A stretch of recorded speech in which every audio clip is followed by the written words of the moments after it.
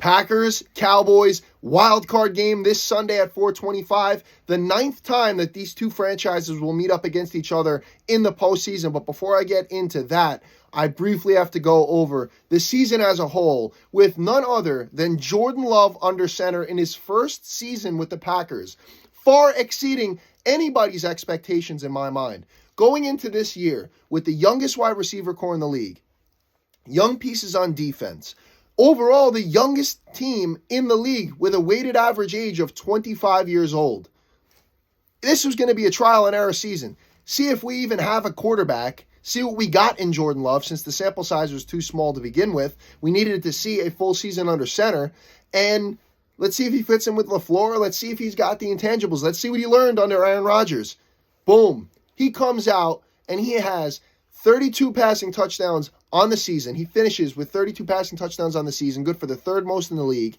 7th in the league in passing yards with 4,159, a 96 passer rating, 10 games with 0 interceptions. I could go on and on, but Jordan Love proved that at least for the foreseeable future, he is the guy. We saw him go to each and explore each of his options in the passing attack. He didn't have just one go-to guy like Rodgers had with Davante Adams. He spread the ball out to the entire youthful offense with the weapons that we had. Jaden Reed, Romeo Doubs, Christian Watson, the few games that he played, he's been out the last 5 with the hammy. Dontavian Wicks, rookie steal in the 7th round, or he was either 5th rounder or 7th rounder. Tucker Kraft, Luke Musgrave, everybody stepped up. Love was able to just find options in the passing attack. He was outstanding. Aaron Jones stepped up down the stretch in the last 3 games. He's been phenomenal, rushing for, I think, no more than 110 yards on the ground. Overall, what we got out of this Packers season with Love was spectacular. Now he leads a team 9-8, leads them to the postseason in his first year under center. And now he's got a tall task. You got to go into Arlington and beat the Dallas Cowboys, who are 8-0 at home this year. They are the number 1 scoring offense in the league, averaging 29.9 points per game. Dak Prescott coming off a career year with 36 touchdowns, 410 completions. This is a tall task. It's not going to be easy. CeeDee Lamb playing absolutely out of his mind. We have to see what goes down. Joe Barry, defensive coordinator, got a lot of flack this season, including from myself.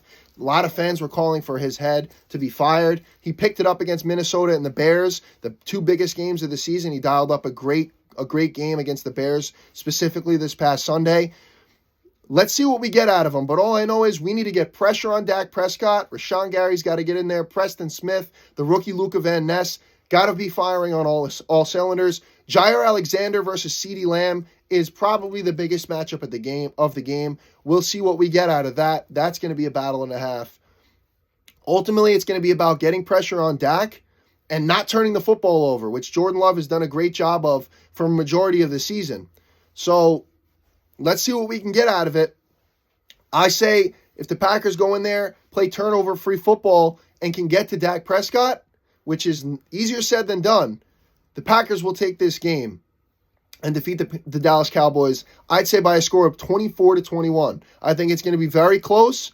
Maybe that's wishful thinking, but you have to be an optimist for your team. So let's see what happens. But I think it's going to be a battle. And let's go Pack Go.